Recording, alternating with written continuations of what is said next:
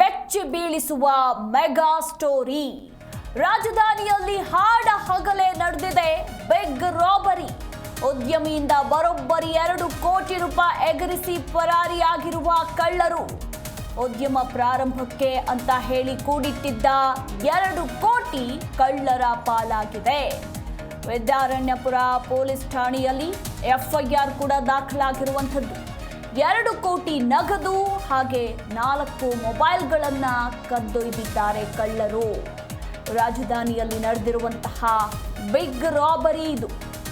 ಒಂದಲ್ಲ 2 ಲಕ್ಷ ಅಲ್ಲ, ಬರೋಬ್ಬರಿ 2 ಕೋಟಿ ರೂಪಾಯಿಯನ್ನ ಉದ್ಯಮಿಯಿಂದ ಕಳ್ಳರು ಎಗರಿಸಿ ಪರಾರಿಯಾಗಿದ್ದಾರೆ. ಉದ್ಯಮವನ್ನ ಪ್ರಾರಂಭ ಮಾಡಬೇಕು, ಯಾವುದೋ ಒಂದು ಉದ್ಯಮವನ್ನ ಪ್ರಾರಂಭ ಮಾಡಬೇಕು ಅಂತ ಹೇಳಿ ಇಲ್ಲಿ ಉದ್ಯಮಿ ಹಣವನ್ನ ಕೂಡಿಟ್ಟಿದ್ದಾರೆ. ಆದರೆ ಕೂಡಿಟ್ಟಿದ್ದ ಹಣ ಈಗ ಕಳ್ಳರ ಪಾಲಾಗಿದೆ. 2 ಕೋಟಿ ರೂಪಾಯಿ ಹಣವನ್ನ ಕದ್ದು ಎಸ್ಕೇಪ್ ಆಗಿದ್ದಾರೆ. ವಿದ್ಯಾರಣ್ಯಪುರ ಪೊಲೀಸ್ ಠಾಣೆಯಲ್ಲಿ ಈ ಕುರಿತು ಎಫ್ಐಆರ್ ಕೂಡ ದಾಖಲಾಗಿದೆ.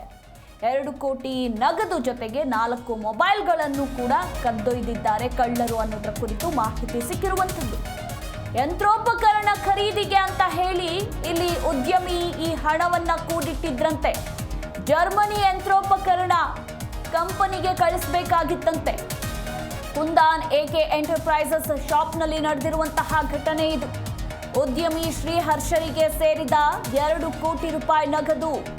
ವಿದ್ಯಾರಣ್ಯಪುರದ ಎಂಎಸ್ ಪಾಳ್ಯದ ಮಳಿಗೆಯಲ್ಲಿ ನಡೆದಿರುವಂತಹ ರಾಬರಿ ಇದಾಗಿದೆ.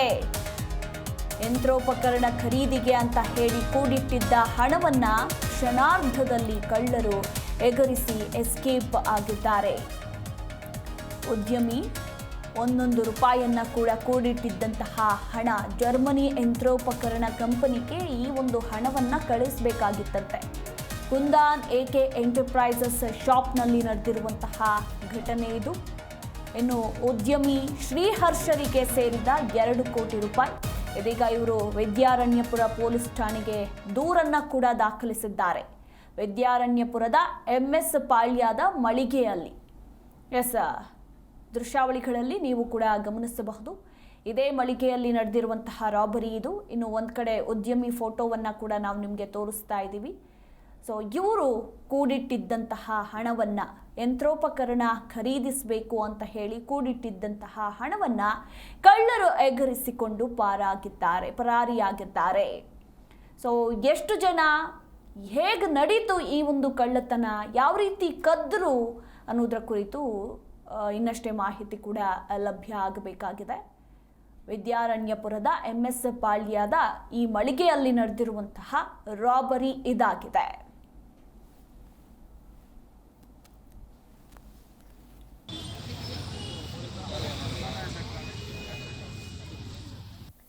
ನೋಡಿ, ಇತ್ತೀಚೆಗೆ ಸಿಲಿಕಾನ್ ಸಿಟಿ ಸೇರಿದಂತೆ ರಾಜ್ಯದೆಲ್ಲೆಡೆ ಕಳ್ಳರ ಹಾವಳಿ ದಿನೇ ದಿನೇ ಹೆಚ್ಚಾಗ್ತಾ ಇದೆ. ಅದರಲ್ಲೂ ಕೂಡ ಬೆಂಗಳೂರಿನಲ್ಲಂತೂ ಪ್ರತಿನಿತ್ಯ ಒಂದಲ್ಲ ಒಂದು ಕಳ್ಳತನ ಪ್ರಕರಣಗಳು ಬೆಳಕಿಗೆ ಬರ್ತಾನೇ ಇರುತ್ತೆ.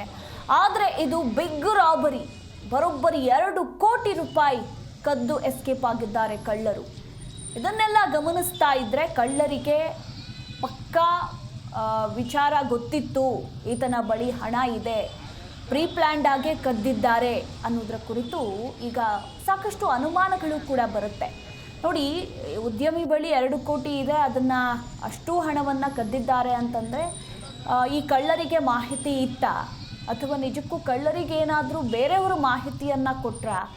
ಸೊ ಹೇಗಾಯಿತು ಈ ರಾಬರಿ ಅನ್ನೋದರ ಕುರಿತು ಸಾಕಷ್ಟು ಅನುಮಾನ ಕೂಡ ಮೂಡಿ ಬರ್ತಾ ಇರುವಂಥದ್ದು.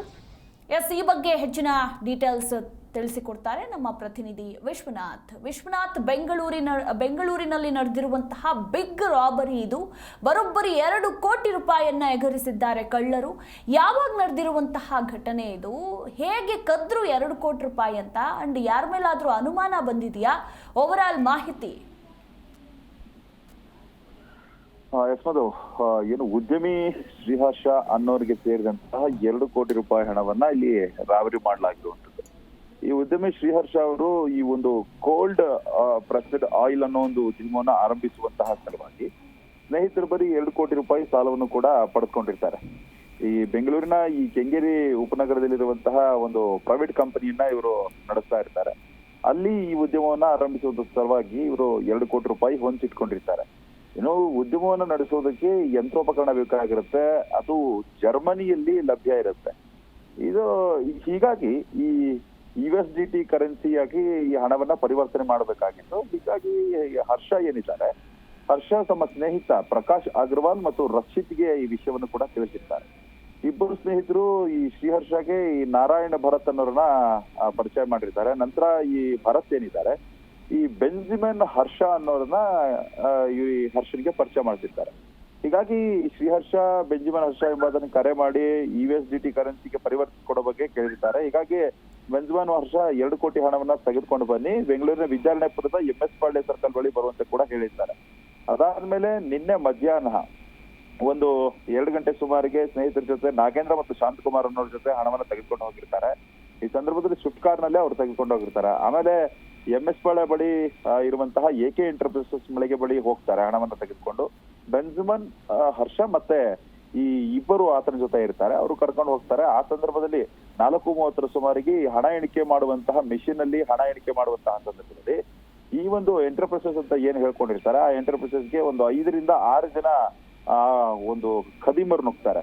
ಆ ಸಂದರ್ಭದಲ್ಲಿ ಎಲ್ಲರಿಗೂ ಕೂಡ ಚಾಕುವನ್ನ ತೋರಿಸ್ತಾರೆ, ಹರ್ಷಗೂ ಕೂಡ ಬೆನ್ನಿಗೆ ಗುದ್ದುತ್ತಾರೆ. ಆ ಸಂದರ್ಭದಲ್ಲಿ ಹರ್ಷ ಕೂಡ ಭಯಭೀತರಾಗ್ತಾರೆ ಮತ್ತು ಬೇರೆಯವ್ರಿಗೂ ಕೂಡ ಚಾಕುವನ್ನ ತೋರಿಸಿರುವಂತದ್ದು. ಆ ಸಂದರ್ಭದಲ್ಲಿ ಹಣವನ್ನ ಕೊಡದೆ ಹೋದ್ರೆ ನಿಮ್ಮನ್ನ ಇಲ್ಲೇ ಕೊಲೆ ಮಾಡ್ತೀವಿ ಅಂತ ಕೂಡ ಬೆದರಿಕೆ ಹಾಕಿದ್ದಾರೆ. ಅದಾದ್ಮೇಲೆ ಈ ವಿಷಯವನ್ನ ಏನಾದ್ರೂ ನೀವು ಪೊಲೀಸರಿಗೆ ಏನಾದ್ರೂ ಹೇಳಿದ್ರೆ ನಿಮ್ಮನ್ನ ಜೀವ ಸಹಿತ ಉಳಿಸೋಲ್ಲ ಅನ್ನೋ ಒಂದು ಬೆದರಿಕೆಯನ್ನು ಕೂಡ ಹಾಕಿರುವಂತದ್ದು. ಅದಾದ್ಮೇಲೆ 2 ಕೋಟಿ ರೂಪಾಯಿ ಹಣವನ್ನ ಕದ್ಕೊಂಡು ಪರಾರಿ ಆಗಿದ್ದಾರೆ. ಮತ್ತು ಈ ರೂಮ್ ಒಳಗಡೆ ಈ 3 ಜನ 5 ಜನ ಏನಿದ್ರು ಇವ್ರನ್ನೆಲ್ಲರನ್ನು ಕೂಡ ಹಾಕಿರುವಂತದ್ದು. ಅದಾದ್ಮೇಲೆ ಏನೋ ಕಷ್ಟಪಟ್ಟು ಆ ಒಂದು ಕೊಠಡಿಯ ಬಾಗಿಲನ್ನು ತೆಗೆದು ಹೊರಗಡೆ ಬಂದಂತಹ ಸಂದರ್ಭದಲ್ಲಿ ಈ ಬೆಂಜಮಿನ್ ಹರ್ಷ ಮತ್ತು ಆತನ ಜೊತೆ ಇದ್ದಂತಹ ಇಬ್ರು ಕೂಡ ಎಸ್ಕೇಪ್ ಆಗಿರುವಂತದ್ದು, ಅಂದ್ರೆ ತಕ್ಷಣದಲ್ಲೇ ಓಡ್ ಹೋಗಿದ್ದಾರೆ. ಹೀಗಾಗಿ ಹರ್ಷ ಅವರಿಗೆ ಸಾಕಷ್ಟು ಅನುಮಾನಗಳು ಕೂಡ ವ್ಯಕ್ತವಾಗ್ತಾ ಇರುವಂತದ್ದು. ಇದು ಪ್ರೀ ಪ್ಲಾನ್ಡ್ ಆಗಿ ಮಾಡಿರುವಂತಹ ದರೋಡೆನ ಅನ್ನೋ ಅನುಮಾನಗಳು ಕೂಡ ವ್ಯಕ್ತವಾಗ್ತದೆ. ಯಾಕಂತಂದ್ರೆ ಬಂದಂತಹ ದರೋಡೆಕೋರ ಏನಿದ್ದಾರೆ ಅವರು ಈ ಬೆಂಜಮಿನ್ ಹರ್ಷ ಮತ್ತು ಇತರರು ಜೊತೆಗಿದ್ರಲ್ಲ ಅವ್ರಿಗೆ ಯಾವುದೇ ರೀತಿಯಾದಂತಹ ತೊಂದರೆಯನ್ನು ಕೊಟ್ಟಿಲ್ಲ. ನೇರವಾಗಿ ಹರ್ಷವನ್ನ ಟಾರ್ಗೆಟ್ ಮಾಡುವಂತದ್ದು ಮತ್ತು ಈ ಬೆಂಜಮಿನ್ ಹರ್ಷ ಮತ್ತು ಇಬ್ಬರು ಏನಿದ್ದಾರೆ ಈ ಶಾಪ್ ನ ಒಂದು ಬಾಗಿಲನ್ನು ತೆಗೆದ ತಕ್ಷಣವೇ ಕೇಳದೇನೆ ಪರಾರಿ ಆಗಿರುವಂತದ್ದು. ಹೀಗಾಗಿ ಸಾಕಷ್ಟು ಅನುಮಾನಗಳು ಕೂಡ ವ್ಯಕ್ತವಾಗ್ತಾ ಇದೆ. ಇನ್ನು ಹಣವನ್ನು ಕಳೆದುಕೊಂಡಿರುವಂತಹ ಹರ್ಷ ಏನಿದ್ದಾರೆ ಈಗಾಗಲೇ ವಿದ್ಯಾರಣ್ಯಪುರ ಪೊಲೀಸರಿಗೆ ಕಂಪ್ಲೇಂಟ್ ಅನ್ನು ಕೂಡ ಕೊಟ್ಟಿದ್ದಾರೆ. CCTV ಫುಟೇಜಸ್ ಆಗಿರಬಹುದು ಮತ್ತು ಟೆಕ್ನಿಕಲ್ ಎವಿಡೆನ್ಸ್ ಗಳ ಆಧಾರದ ಮೇಲೆ ಈಗಾಗಲೇ ದರೋಡೆಕೋರರಿಗಾಗಿ ಬಲೆ ಬೀಸಿದ್ದಾರೆ. ಮತ್ತು ಇಲ್ಲಿ ಬೆಂಜಮಿನ್ ಹರ್ಷ ಮತ್ತು ಆತನ ಸ್ನೇಹಿತರವಾಗೂ ವಿರುದ್ಧವಾಗೂ ಕೂಡ ಸಾಕಷ್ಟು ಅನುಮಾನಗಳು ಕೂಡ ವ್ಯಕ್ತವಾಗ್ತಾ ಇದೆ. ಹೀಗಾಗಿ ಈ ಆಂಗಲ್ ಅಲ್ಲೂ ಕೂಡ ಪೊಲೀಸರು ತನಿಖೆ ನಡೆಸ್ತಾ ಇರುವಂತದ್ದು. ಒಟ್ಟಾರೆಯಾಗಿ ಯಾರನ್ನ ನಂಬೋದು ಯಾರನ್ನ ಬಿಡೋದು ಅನ್ನೋ ಅನುಮಾನಗಳು ಕೂಡ ವ್ಯಕ್ತವಾಗುತ್ತೆ. ಸದ್ಯಕ್ಕಂತೂ ಪೊಲೀಸರು ತನಿಖೆಯನ್ನು ಕೈಗೊಂಡಿದ್ದಾರೆ.